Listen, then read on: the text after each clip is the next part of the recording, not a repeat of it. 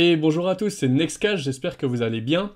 On se retrouve dans notre analyse hebdo de la semaine pour la crypto. Alors on va parler du Bitcoin, on va parler du marché de la macro en général, et puis on fera un petit tour sur la crypto Zilliqa, que je trouvais intéressante pour vous montrer un petit peu mon analyse dessus. Surtout, n'hésite pas à m'écrire dans les commentaires pour la prochaine vidéo quelle crypto tu as envie que j'analyse. Donc écrivez-moi tout ça dans les petits commentaires. Et puis abonne-toi à la chaîne pour recevoir toutes mes prochaines vidéos. Et on se retrouve juste après cette petite intro.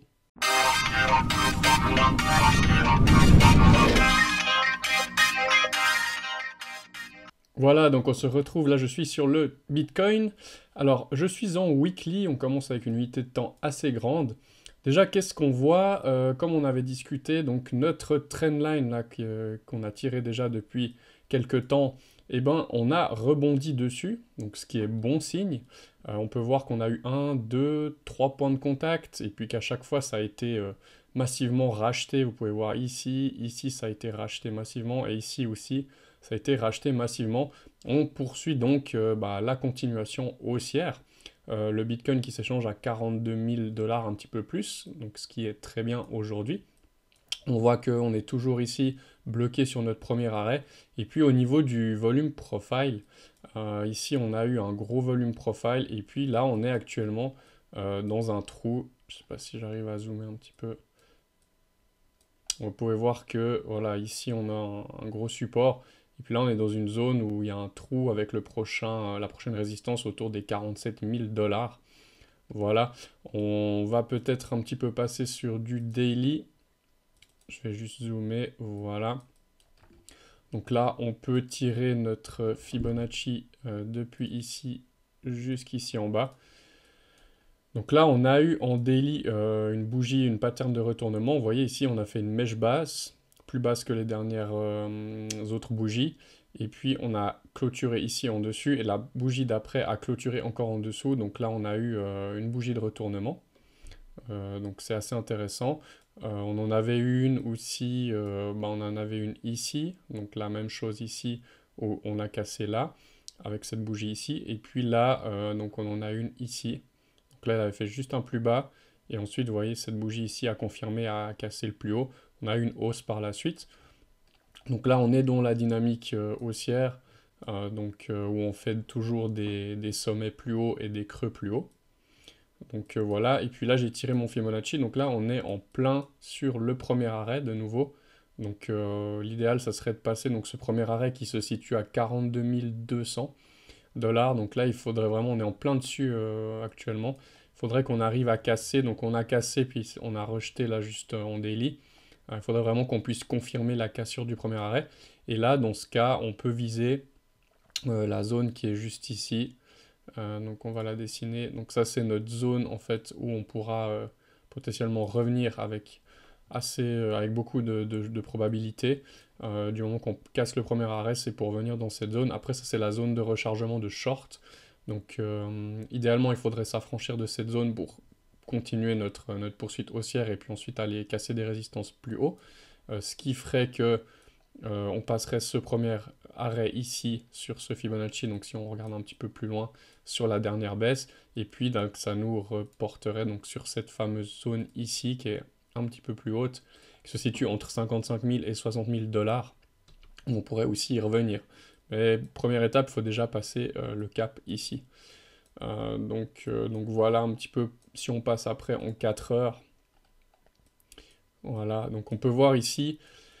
Vous voyez ici on le voit bien en 4 heures, on est vraiment passé en dessous, donc on a eu une chasse à la liquidité. Ça en général c'est que voilà, c'est des gros qui achètent ici, donc tous ceux qui mettent leur stop loss en dessous d'ici, vous voyez, donc ils mettent le stop loss là et ici, et ben ces gens-là se font liquider sur les exchanges, et puis ces grosses baleines ou un groupe de personnes peut racheter ces liquidités quand tout le monde se fait liquider. Donc là on a une chasse à la liquidité, c'est bon signe, c'est-à-dire qu'on décharge le train avant une potentielle remontée. Maintenant, il ne faudrait pas voir la même chose dans l'autre sens. Donc là, on pourrait matérialiser, pardon. Donc on avait un range en fait entre là et là. On peut le dessiner rapidement. On avait un petit range en fait qui s'était fait entre ici et ici avant qu'on vienne chasser les liquidités juste en dessous. Donc ça c'est du court terme, hein, c'est du 4 heures. Et puis là, on est en train de s'affranchir du range. Ensuite, on aurait ici à 43 000 à peu près, ouais. On peut dire qu'on a une prochaine résistance. On a aussi la MA ici qui pourrait faire résistance. Mais si on arrive à retourner dans cette zone, c'est une bonne chose. Par contre, une chose qui est importante à surveiller, et ça on va le voir ici, déjà au niveau du sentiment, ce qui est pas mal, c'est que je vois que le ratio en fait de short est en train de remonter. Donc c'est-à-dire que les gens, même qu'on est remonté, sont plutôt dans un sentiment qui est un petit peu bearish. Donc plutôt sur une... ils ne croient pas trop à cette petite remontée, donc ça c'est pas mal. Il faut que les gens shortent le marché pour qu'on puisse en fait poursuivre la hausse, tout simplement parce que les gens vont se faire liquider du fait ils se positionnent en étant baissiers sur le marché. C'est ce qui permet de faire des poussées assez violentes des fois à la hausse. Donc moi je préfère que les gens soient bearish et que tout le monde veuille acheter du Bitcoin beaucoup moins cher, ce qui fait qu'il pourrait monter. Mais par contre, on avait parlé de l'open interest donc sur les altcoins. Donc vous pouvez voir que ici, quand on était remonté aux 48 000, et ben on avait eu un... Donc là, j'ai l'open interest, donc c'est l'ouverture des positions qui se fait sur les dérivés. Et puis là, j'ai que en fait les altcoins sans Bitcoin et sans Ethereum. Donc vraiment, on peut voir un petit peu si les gens partent en panic buy, en FOMO, etc. Et on voudrait pas, donc ce qu'il faudrait pas voir en fait, et que ça pourrait devenir dangereux, c'est qu'imaginons ici on va dans cette zone que je vous ai parlé avant, donc la zone ici Fibonacci qu'on a vu avant, qui se situerait peut-être autour des 46 000, entre 46 et 47. Donc si on vient ici et puis qu'on voit l'open interest sur les alts qui commence à monter, à monter, à monter, ça c'est pas bon signe. Ça veut dire que les gens de nouveau ils repartent à mettre beaucoup de levier, à être all-in dans le marché sur les altcoins, et puis ça, ben, en général, vous savez ce qui se passe par la suite, c'est la grosse liquidation, c'est la grosse chute du marché, parce que ben, il y a beaucoup trop d'ouverture de position en longue, donc les gens qui sont trop bullish sur le marché. Donc ça, c'est quelque chose à surveiller. Il faudrait pas qu'on remonte trop dans l'open interest. Ça serait vraiment quelque chose de mauvais pour la suite. Sinon, ici au niveau de Bitfinex pour les whales, donc que font un peu les whales? Donc on a vu qu'il y a un petit peu de long qui s'est ouvert donc sur Bitcoin. J'ai pas spécialement du short qui s'est ouvert hein, ici. Et puis sur Ethereum, pas de long, et puis il y avait toujours un petit peu de short sur Ethereum. Bon. Mais en tout cas, ici on peut voir qu'il y a un petit peu il y a un petit peu de long qui s'est ouvert pour Bitcoin. Donc c'est intéressant. Ensuite, je voulais vous montrer ici en fait une charte qui est assez intéressante. Il s'agit en fait du supply du nombre de bitcoins sur les exchanges, donc sur tous les exchanges.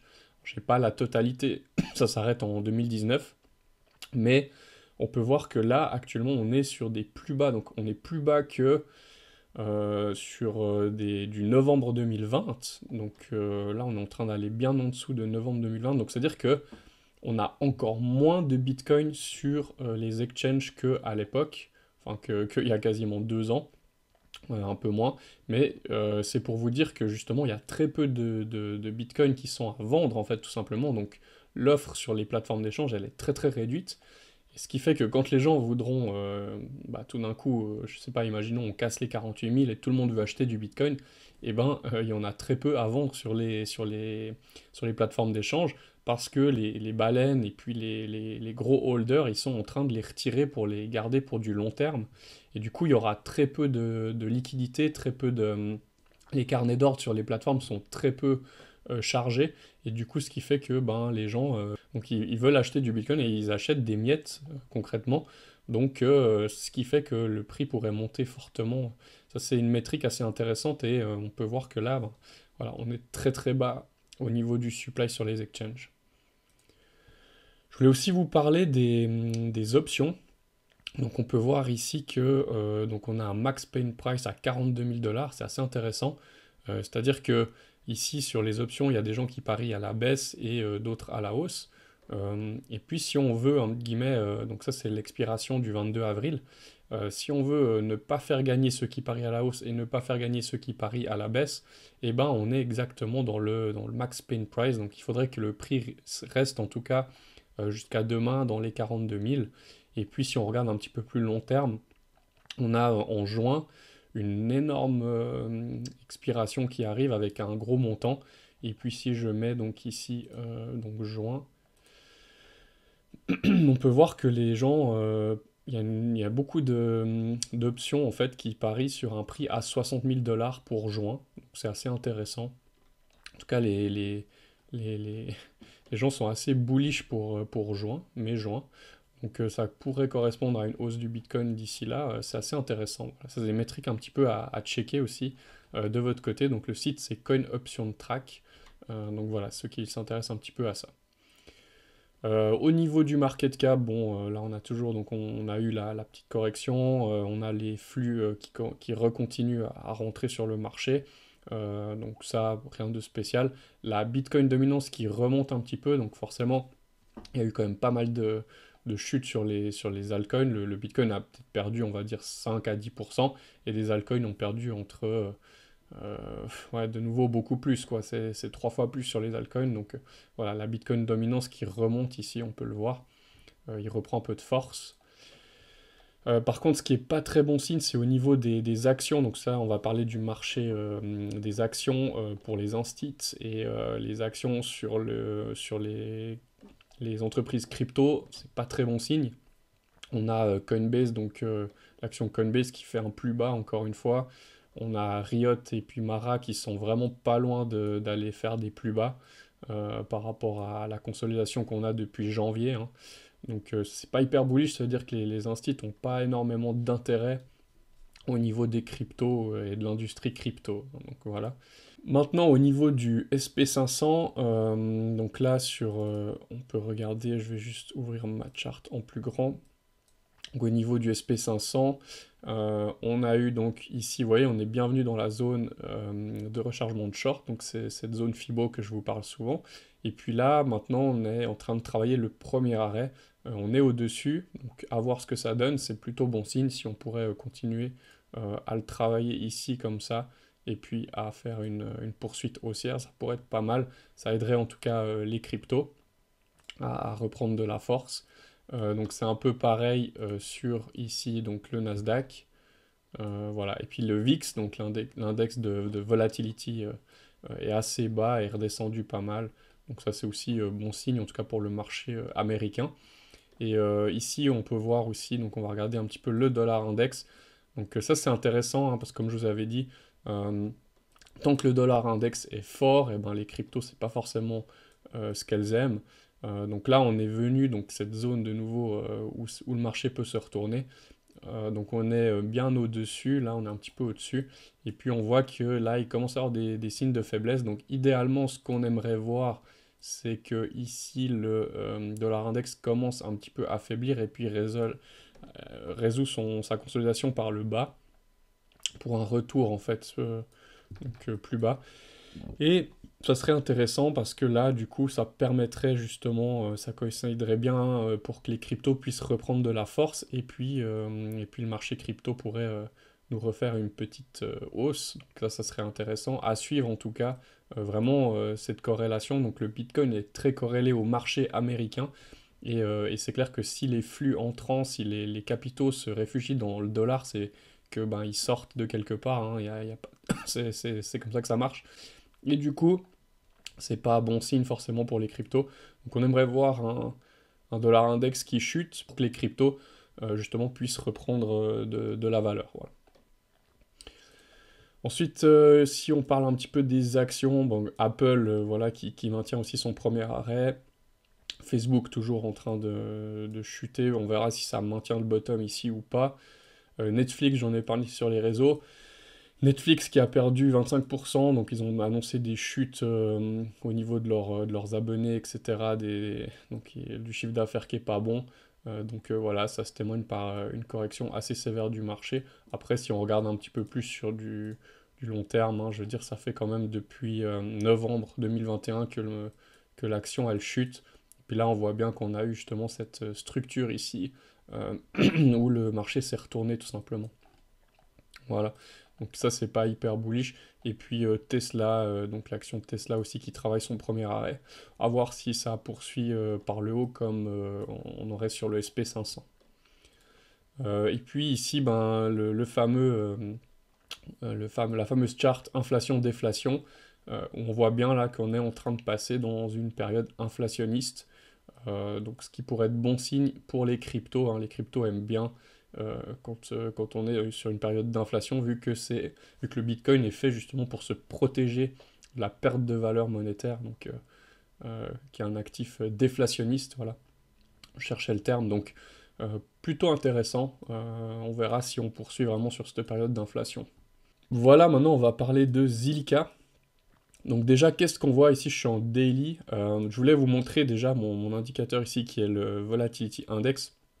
Vous avez vu ici la grosse montée, il y a eu une grosse hype. Et qu'est-ce qui se passe? Ben, le Volatility Index est vraiment dans le rouge.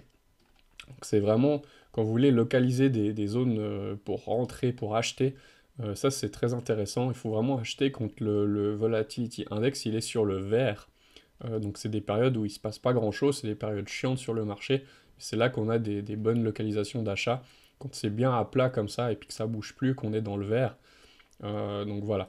Et là, quand on est dans le rouge, c'est là qu'il faut vendre et prendre des profits.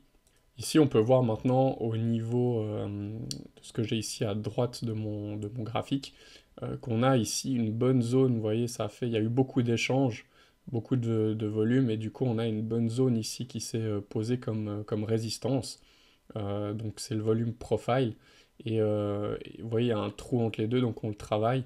Et puis, si ça repartirait vers le nord, ici, il n'y a pas grand-chose. Par contre, on a un gros trou. Vous voyez, il y a un gros trou ici.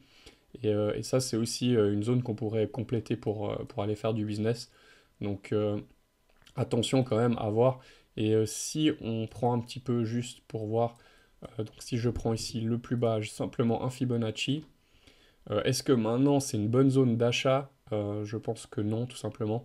La zone d'achat, si on veut recharger maintenant sur du Zilliqa, elle se situerait ici. Donc vous pouvez voir qu'on est venu dedans. Donc là, on aurait pu en DCA, donc en achetant progressivement, pas en rentrant en une seule fois, on aurait pu déjà rentrer un petit peu ici. Maintenant, à voir si on va avoir une poursuite ici, une consolidation comme ça à la hausse. Donc c'est-à-dire qu'on ne perdrait pas ici le plus bas et puis ensuite qui pourrait nous prolonger en fait, repartir pour un setup de continuation. Ça pourrait être quelque chose de possible. Mais sinon, la zone d'achat, elle se situe ici.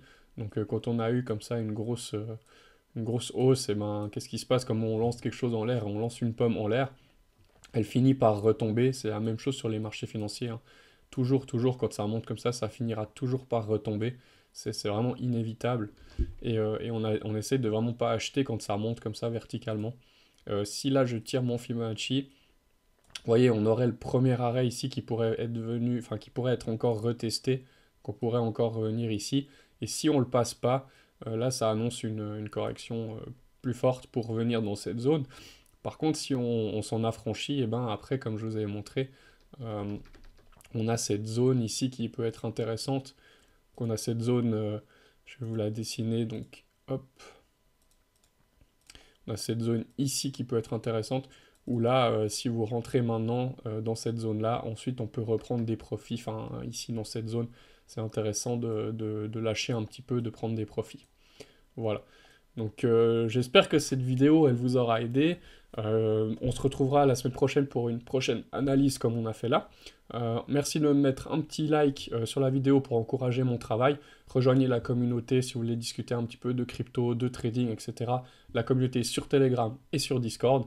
Et puis moi je vous dis merci encore une fois, à bientôt pour une prochaine vidéo. Ciao ciao.